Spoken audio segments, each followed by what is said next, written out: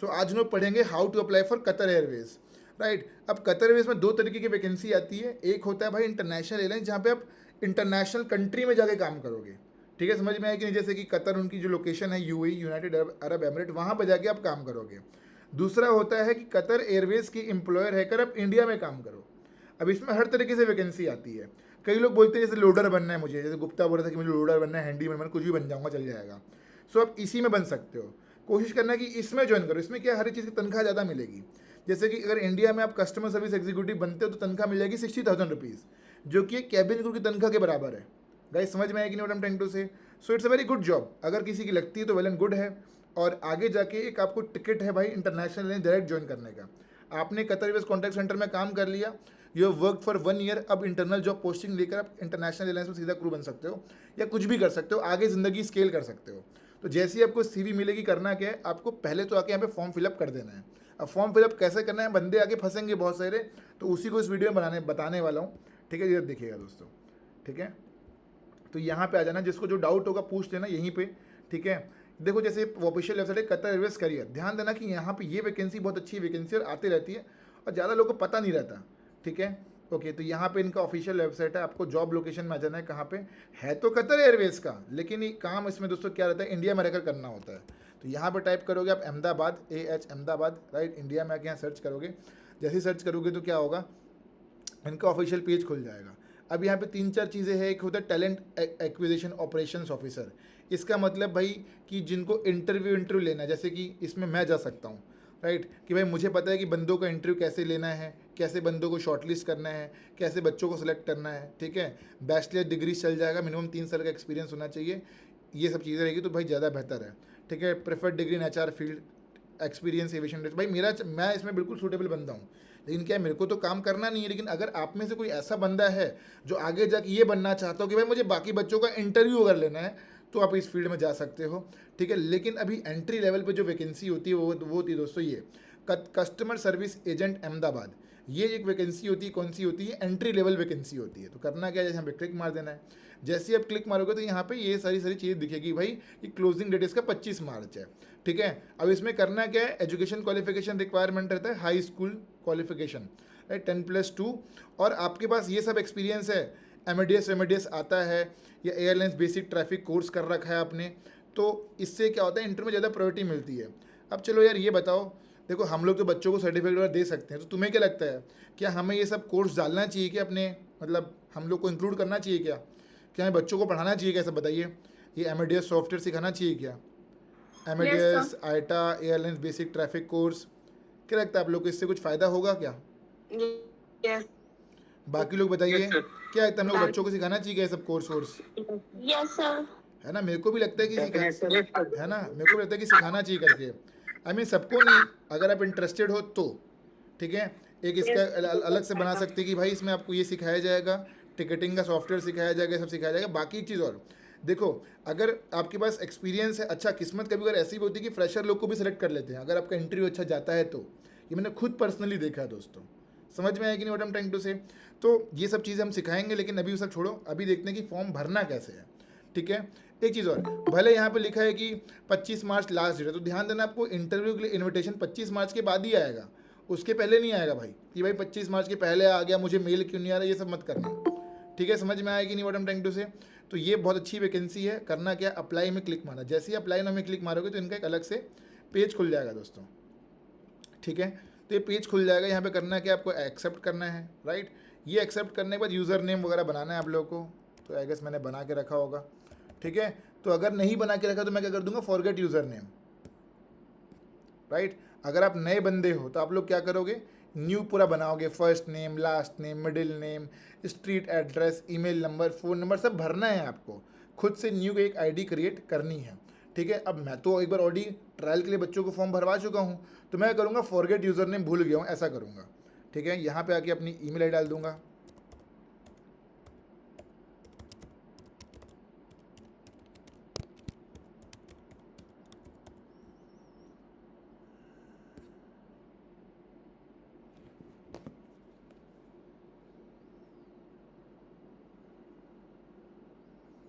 ठीक है। देखते हैं मेल आया कि नहीं आया है।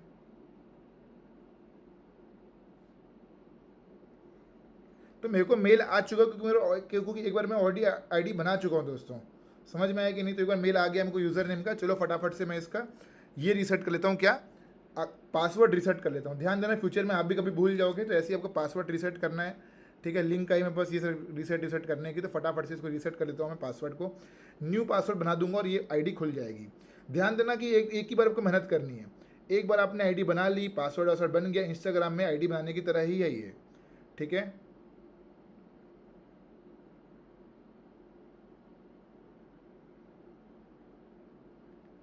ये साइड की आईडी बनेगी ना? हाँ ये साइट की आईडी बनेगी, राइट। जैसे इसमें कुछ भी आप चाहो तो अपना पासवर्ड जरूरी नहीं कि जो जीमेल में वही डालना है, कुछ भी डाल सकते हो अलग अलग। तो सर जैसे मेरी आईडी नहीं बन रही थी, इसलिए अप्लाई नहीं कर रहा था। ये अलग बनेगा? क्या बोल रहे हो आप? सर मैं ये बोल रही हूँ कि जैसे अलग अलग वेबसाइट में अप्लाई कर रहे हैं तो अलग अलग पासवर्ड बनेंगे ना? सबकी आईडी के अलग अलग पासवर्ड आप कॉपी में लिख के रखिए सबको, है ना। सबको अपने कॉपी में लिख के रखिए गाइस, इसकी किसका क्या पासवर्ड है, किसका क्या आईडी है। तो ऐसे में क्या है, भूल जाओगे आप लोग। ठीक है, अब जैसे यूज़र नेम मेरा ये यूज़र नेम है। ठीक है, मेरे को जीमेल में आ गया कि भाई आपका यूज़र नेम ये है। ठीक है, 123 कर दिया, जीमेल आई डाल दिया। अब पासवर्ड की रीसेट लिंक मेरे उसमें आ जाएगी, आशीष साहू डॉट। ध्यान देना ना, 1 सेकंड देना ना, मेरे को 1 मिनट देना, फटाफट से रीसेट कर दूंगा तो क्या सिखा दूंगा ना, तो आप लोग क्या इंडिपेंडेंट हो जाओगे। और ये वीडियो यूट्यूब में डल जाएगी तो क्या होगा, आप लोग देख के फटाफट से इसमें आईडी फाईडी रीसेट करके अपना फॉर्म भी भर सकते हो। जिससे क्या होगा भाई, आप लोग कभी भी फॉर्म भर सकते हो, आपको मेरे पर डिपेंडेंट होने की ज़रूरत ही नहीं है। जैसी वैकेंसी आई आपने वो कर दिया।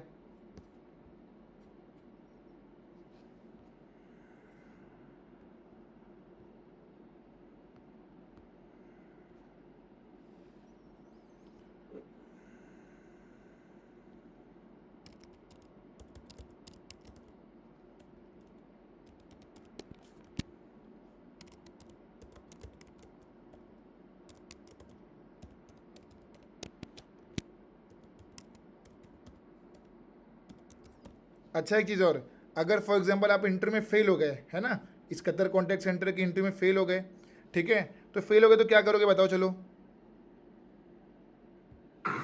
किसी और एयरलाइंस में अप्लाई करेंगे? दूसरी आईडी से दूसरी दूसरा ईमेल बनाएंगे। हाँ, दूसरी आईडी, दूसरा ईमेल आईडी बना के आप इसे फिर से स्टार्ट कर सकते हो भाई। समझ में आया दोस्तों what I am trying to say कैसे करना है आप लोगों को? दूसरी ईमेल आईडी बना दिया आपने और फिर से अप्लाई कर दिया। कोई और डाउट? सर एकदम वॉकिंग इंटरव्यू में होगा ना? नहीं, इसमें मतलब वॉक इन ये इंटरव्यू नहीं होगा कतर कॉन्टैक्ट सेंटर में। रीज़न क्या है इसके पीछे कि भाई ये प्रीमियम सेगमेंट चीज़ें हैं। ऐसे में क्या है, भीड़ लग जाएगी। इंडिया का हर एक आदमी से, कोने कोने से आदमी से लोग उठ के आने लग जाएंगे, बोलेंगे अरे भैया हमें तो कतर ज्वाइन करनी है ना, ये करना है वो करना है, कतर ज्वाइन करने करके आ जाएंगे। लेकिन भाई हर एक दूसरे आदमी को थोड़ी कतर में ज्वाइन हो जाएगा यार। समझ में आ रहा है दोस्तों what I am trying to say? So that's the reason ये क्या करते हैं लोग, वॉक इन ड्राइव कंडक्ट नहीं कराते हैं। रीज़न बीइंग इज दैट क्या, इतनी भीड़ लग जाएगी कि मैनेजेबल नहीं होगा। ठीक है, एक चीज़ और बता दूँ आप लोगों को, एक सेकेंड ना, पासवर्ड लिंक विंक का रिसेट वैसे मेरे पास आ गया है। ठीक है, ध्यान देना कि इसमें आपको तुरंत ईमेल नहीं आएगा कि भाई शॉर्ट लिस्ट हो गई, कॉन्ग्रेचुलेशन सिलेक्टेड, फिर अगले दिन इंटरव्यू कंडक्ट, चौथे दिन ज्वाइनिंग, ऐसा नहीं होगा। Sometimes password can take, sometimes invitation can take up to 2 months 3 months, ऐसा भी टाइम लग सकता है। ठीक है, भी समझ में आ गया आप लोगों को?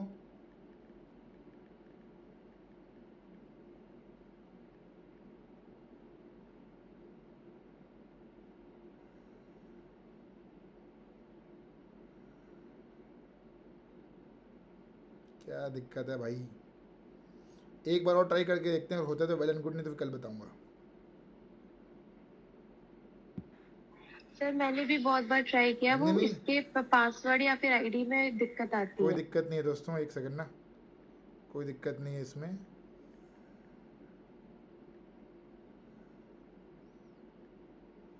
पिछले बैच में तो बताया, हर बैच में तो बताते हैं अपन ये सब चीज़ें।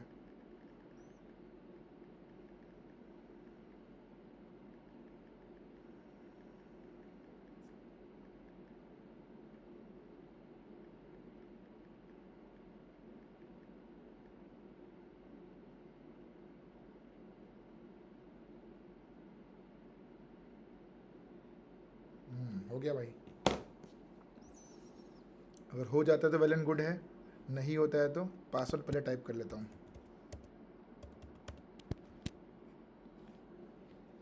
ठीक है, एक बार ओपन हो जाएगा तो क्या फटाफट से फॉर्म फिलअप हो जाएगा। एक्चुअली में क्या है ना, कतर वालों ने ये सब चेंज कर दिया प्रोसेस थोड़ा सा।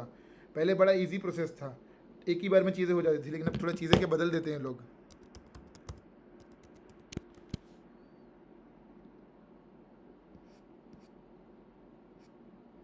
खुल गया भाई, खुल जा सिम सिम दोस्तों।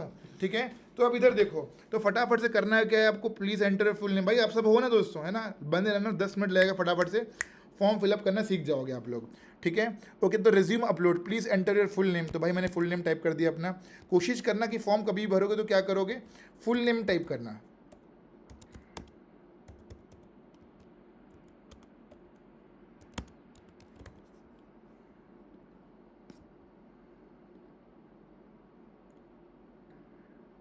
अरे ये क्या हो गया भाई, फॉर्म सबमिट हो गया क्या?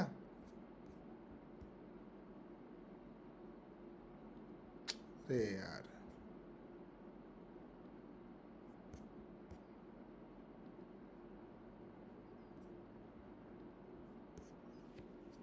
ओके, रेज्यूम अपलोड में 2 ऑप्शन दिखा रहा है। एक होता है I don't want to upload a resume, I want to upload a resume. ठीक है, पहला स्टेप। तो आप लोग क्या करोगे, I want to upload a resume में जाके रेज्यूम अपलोड करना। कोशिश करना रेज्यूम वो रहे जो हमारी कोचिंग का हो। आप अपना खुद का दिमाग मत लगाना कि भाई दिमाग लगा लेता हूँ यार मैं टैलेंटेड बनता हूँ, वो मत लगाना भाई। ठीक है, हम जो आपको देंगे उसी को अपलोड करना, don't edit it, right. Next आते हैं पर्सनल इन्फॉर्मेशन में। ठीक है, सो पर्सनल इन्फॉर्मेशन में दोस्तों आपका मिस्टर मिसेस जो भी है, शादीशुदा हो तो शादीशुदा वाला, नहीं हो तो भाई बिना शादी मिस्टर मिस जो भी है। फर्स्ट नेम में डाल दिया आशीष, मिडिल नेम में डाल दिया, लास्ट में डाल दिया साहू, जेंडर में डाल दिया भाई मेल फीमेल जिसका जो भी जेंडर है। अपनी ईमेल आईडी डाल दी मैंने। जिसको स्क्रीन नहीं दिख रहा होगा तो फ़ोन में जूम इन भी कर सकते हो आप लोग, तो जूम इन करोगे ना तो अच्छे से दिखेगा आप लोगों को।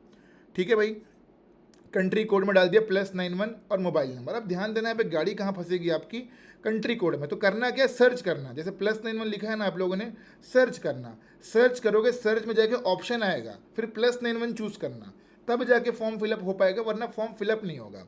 फिर नेशनलिटी में टाइप मत करना, हर बार आगे क्या करना है, सर्च करना। सर्च में टाइप करके क्या कर दोगे, इंडियन, फिर ये फॉर्म मिलाएगा। फिर कंट्री ऑफ रेजिडेंस मतलब कौन सा भी हम कहाँ रहते हैं। फिर आगे क्या, टाइप मत करना, सर्च करना। सर्च करोगे तो वहाँ इंडियन आएगा, इंडियन को चूज़ करना। ठीक है, फिर इंडिया में कहाँ रहता हूँ, छत्तीसगढ़ में रहता हूँ, छत्तीसगढ़ में रायपुर में रहता हूँ। अब इसमें एक चीज़ और पूछ रहा है, क्या आपके कोई एम्प्लॉय हैं जान पहचान के जो काम करते हैं इसमें, नो। क्या आपको कोई रिलेटिव है जो कतर एयर्स में काम करते हैं, नो। ये मत सोचना कि यस कर दूंगा तो सीवी शॉर्टलिस्ट रहेगी, ऐसा कुछ लेना देना नहीं है। ठीक है भाई, ये समझ में आ गया आप लोगों को। क्या आप कोई रिलेटिव काम करते हैं, नो। मंथली सैलरी कितनी एक्सपेक्ट करते हो, ज़्यादा मत लिखना, फेंक के ज़्यादा मत लिखना कि भाई मुझे 1 लाख चाहिए, 2 लाख चाहिए। आदमी बोलेगा भाई माफ़ कर, मुझे माफ़ कर, बिना एक्सपीरियंस के तू आ रहा है, तनख्वाह ज़्यादा मांग रहा है, तो सेलेक्ट नहीं होगी आपकी। फिर हर जगह ध्यान देना, जहाँ पे सर्च कॉलम दिया वहाँ सर्च में क्लिक मारना है आपने। जैसे कि सर्च में क्लिक मार के दिखाता हूँ, जैसे सर्च करोगे तो क्या होगा, ये दिखाएगा कीवर्ड। कीवर्ड में आके इंडियन रुपी लिखना और सेलेक्ट कर देना भाई। ठीक है, तो समझ में आएगी नोट हम टाइम टू से। तो इससे क्या होगा, सर्च कर करके लिखना, नहीं तो क्या है कि आपका फाइल जो है आगे बढ़ेगा नहीं दोस्तों। हमेशा सर्च करना बहुत इंपॉर्टेंट है, पहले ये सब फीचर नहीं थे। ठीक है, लेकिन अब क्या सब चीज़ें बदल गई है। पर्सनल इन्फॉर्मेशन हो गया ये सब। ठीक है, उसके बाद 3-4 चीज़ और पूछी गई है, कुछ ज़्यादा इसमें। सर बोलो बोलो। लमसम सैलरी कितना डाल सकते हैं? जो मैंने बताया ना 40,000 वही, ओके सर। कुछ छेड़खानी नहीं, जो मैंने बताया सिर्फ वही। ठीक है, ध्यान देना। ओके, कहाँ से पता लगा, तो भाई ऑफिशियल वेबसाइट चूज़ कर दिया और करियर वेबसाइट चूज़ कर दिया। इसको करने में क्या कर दोगे, सेव एंड कंटिन्यू। फिर अगला आ जाएगा क्वेश्चंस, कुछ क्वेश्चन पूछ रहा है। क्वेश्चन क्या पूछा है देखो, क्या आप रिलोकेट कर सकते हो अहमदाबाद में? भैया नहीं कर सकते तब भी क्या बोलोगे, हाँ हम कर सकते हैं।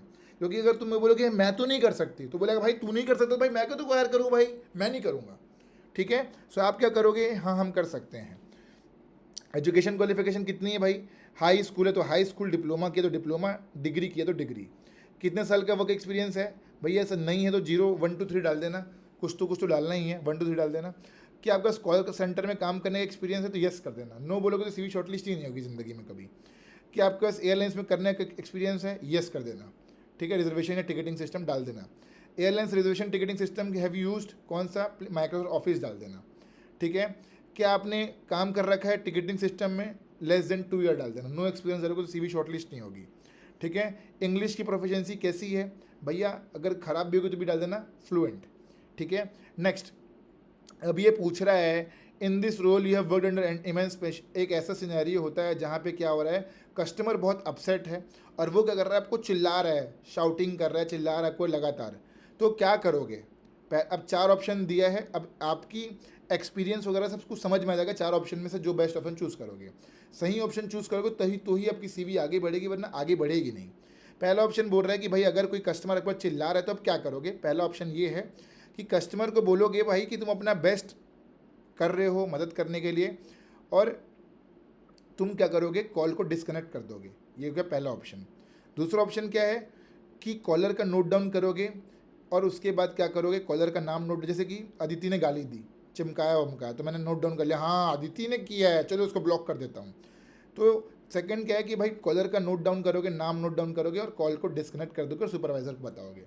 तीसरा ऑप्शन क्या बोल रहा है भाई, अगेन कॉलर का नोट डाउन करोगे, नाम डिस्कनेक्ट कर दोगे और सुपरवाइजर को इन्फॉर्म कर दोगे। चौथा ऑप्शन क्या है भाई, कस्टमर को बोलोगे कि सर मैं अपना बेस्ट ट्राई कर रहा हूँ आपको कस्टमर सर्विस प्रोवाइड कराने का। लेट द कस्टमर को पहले चिल्लाने दोगे, उसको सॉरी बोलोगे, समथिंग लाइक दैट, और बोलोगे sir give me some time, मैं बेस्ट कर रहा हूँ कोशिश, आपको बेस्ट कस्टमर सर्विस देने की कोशिश कर रहा हूँ। चलिए भाई दोस्तों, क्या आंसर क्या रहता है, क्या सही उसमें आंसर होगा? सर फोर्थ भाई fourth answer is a suitable answer. ठीक है, म्यूट कर देना गाइस। ठीक है, फोर्थ आंसर एक सूटेबल आंसर है, एक थोड़ा बाकी से तो बेहतर आंसर है।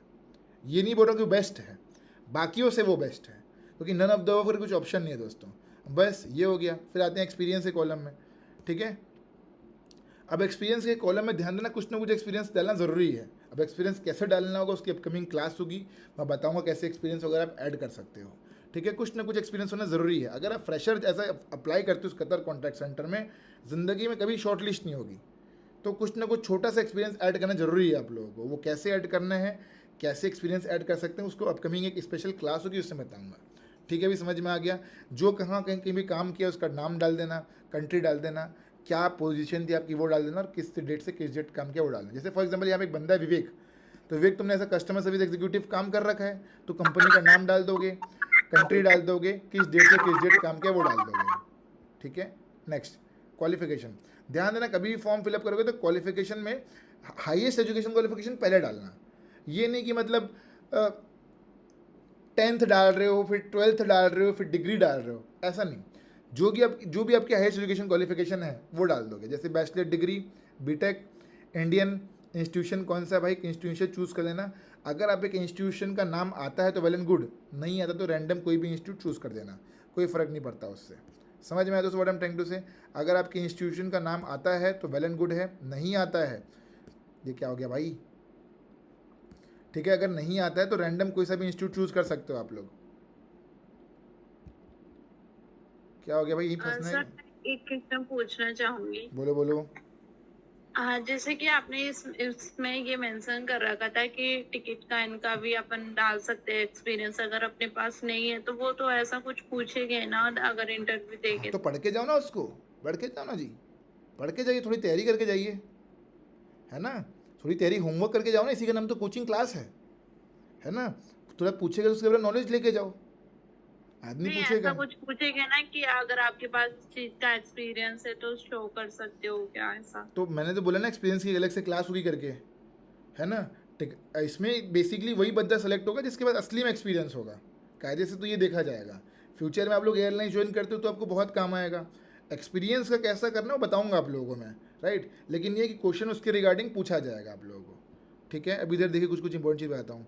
ठीक है, अब इसमें बोल रहा है अटैचमेंट्स, तो पासपोर्ट अटैच कर सकते हो, हाई स्कूल की सर्टिफिकेट अटैच चूज़ कर देना, चूज़ करके यहाँ पे अटैच कर सकते हो आप लोग चीज़ों को। चूज़ कर लिया आपने, राइट, यहाँ पे लिख दिया कि भाई ये पासपोर्ट है मेरा और उसे अटैच कर दिया। हाई स्कूल का जैसे सर्टिफिकेट है तो 3-4 यहाँ पे डॉक्यूमेंट अटैच कर देना दोस्तों।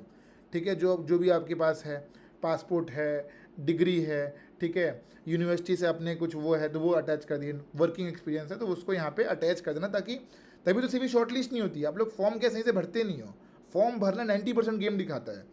अगर आपका फॉर्म सही से नहीं भरता, 90% गेम की वहीं ख़राब हो चुकी है। ठीक है, सो यहाँ पे करना है कि आपको पूरा फाइल को अटैच करना है। फिर आता है डिक्लेरेशन।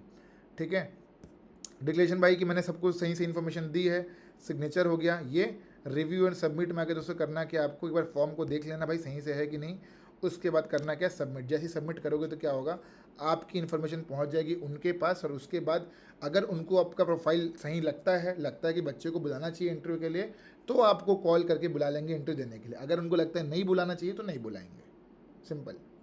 अब किनको बुलाएंगे किनको नहीं बुलाएंगे वो मैं बताता हूँ। समझ में ना कैसे इंटरनेशनल ज्वाइन कर सकते हो आप लोग, राइट। अगर अपने पास एयरलाइंस में 6 महीने भी काम कर लिया तो भी आपकी सीवी जो है शॉर्टलिस्ट होगी, आपको नौकरी भी हाथ में मिलेगी, ठीक है।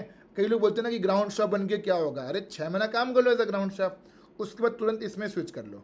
6 महीने बाद कतर कॉन्टैक्ट सेंटर, 60,000 तनख्वाह, 20,000 से सीधा 60,000, ठीक है। इसमें काम कर लो, 6 महीना 1 साल फिर काम किए, फिर तनख्वाह स्विच करी कतर इंटरनेशनल एयरलाइंस। ऐसे आपको स्विच करना चाहिए, ठीक है भाई। समझ में आया कि नहीं, एक स्टेप होता है, प्रोसीजर होता है। कोई बोलेगा डायरेक्टली जाऊंगा, तो भैया डायरेक्टली नहीं होगा। या विवेक बताइए। सर मैं पूछ रहा हूँ, इंटरव्यू देने के लिए अगर सपोज मैं जाता हूँ तो मतलब पासपोर्ट मैंडेटरी है इंटरव्यू देने? म्यूट करना भाई, म्यूट करना। अब एयरपोर्ट के अंदर काम करते हो तो पासपोर्ट मैंडेटरी है।